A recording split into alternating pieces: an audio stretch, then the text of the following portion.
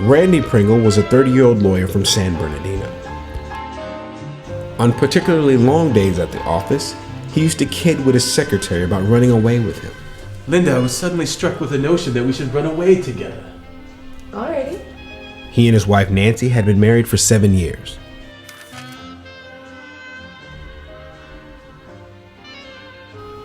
One rainy Monday night, Mr. Pringle was more serious about it than usual. Linda, let's run off together. Alrighty. You know, my wife would be glad to get rid of me. Would she give you a divorce? Divorce is out of the question. Well, I suppose you'd have to get rid of your wife then.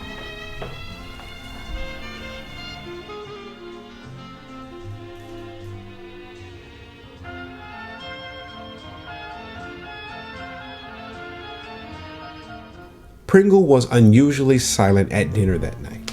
About a half an hour after coffee, he asked his wife, Nancy, let's go out to the garage. What for? I don't know. We don't go out to the garage anymore, the way we used to. I don't recall us ever going out to the garage, Randy. I could rest easy the balance of my life if I never went out to the garage. Supposing I said it meant a lot to me. What the hell is the matter with you? It's cold out there and there's absolutely nothing to do. There's a dartboard. We can play a game with darts. I don't want to. I'm in the middle of this article. Listen, why don't you come out to the garage with me? You can finish your damn article out there as far as I'm concerned. There isn't enough good light out there.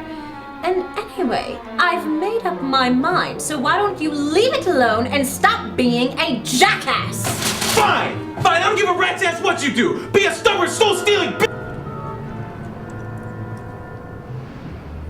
Mr. Pringle, your neighbors phoned in a noise complaint. And they want some peace and quiet. I understand. Now, I don't want to come back out here again. You got that?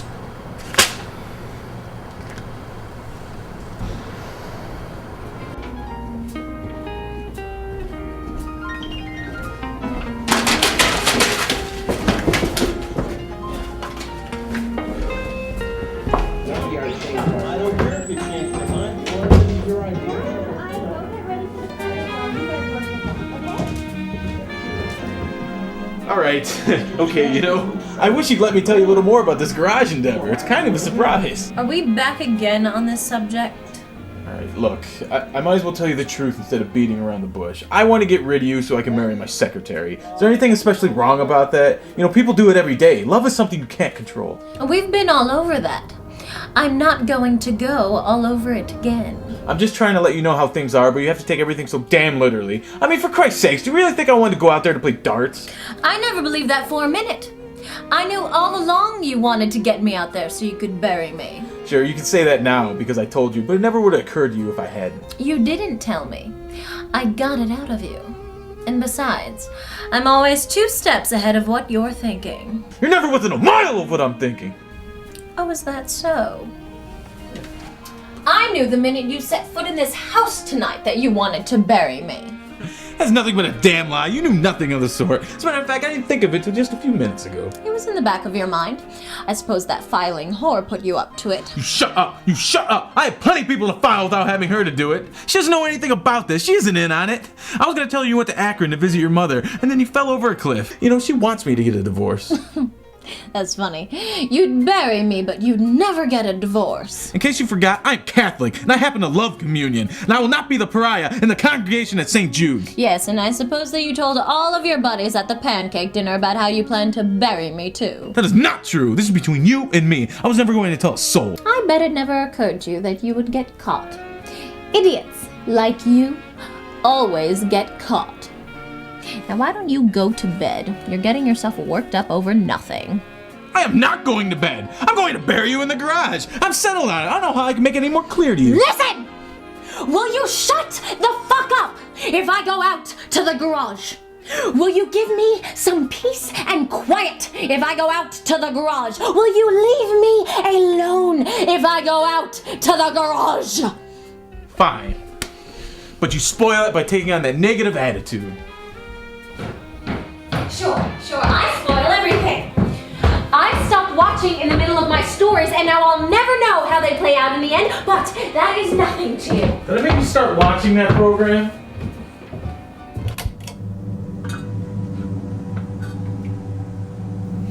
Jesus Christ, Randy, it's cold out here. Would you think of this at this time of year? Any other husband would have buried his wife in the summer. You can't just simply arrange these things for your convenience. Besides, I didn't fall in love with her until late fall. Anybody else would have fallen in love with her long before that. She's been around for years. Why is it you always let other men get in ahead of you? It is a goddamn pigsty down here. What have you got there? I'm gonna hit you in the head with this crutch.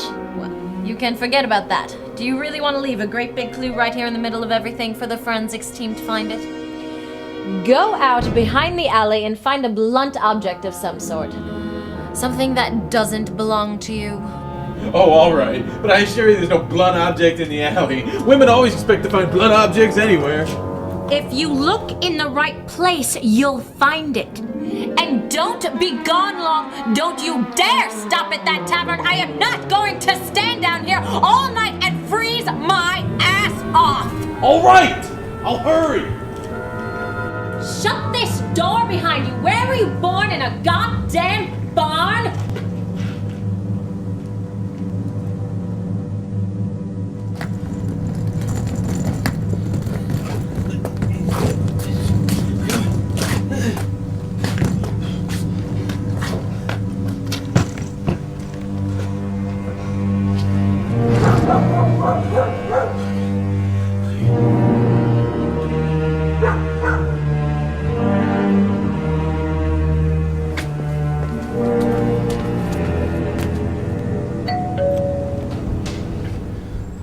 Mr. Pringle? What are you doing here? Is everything okay? I did it, Linda. It's done. It's all finished. Finished what? I killed my wife. See? I put her down with this tire iron. Mr. Pringle, if this is some sort of joke, it's not funny at all. No, it's no joke. I got 2 tickets to Antigua. Look, I did it all for you. Oh, are you packed and ready to go? Oh, honey, we're gonna be so happy together. Oh, get away from me! But I love you. Remember our moments? Let's run away together. Alrighty. You have to get rid of your wife. I did that. She's dead. I was being facetious, you moron! Linda, is everything alright out here? Yes, Tony, everything's fine. This mirror's just too much to leave.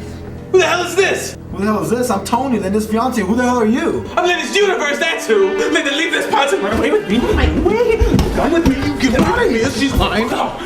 Wait. No. Linda.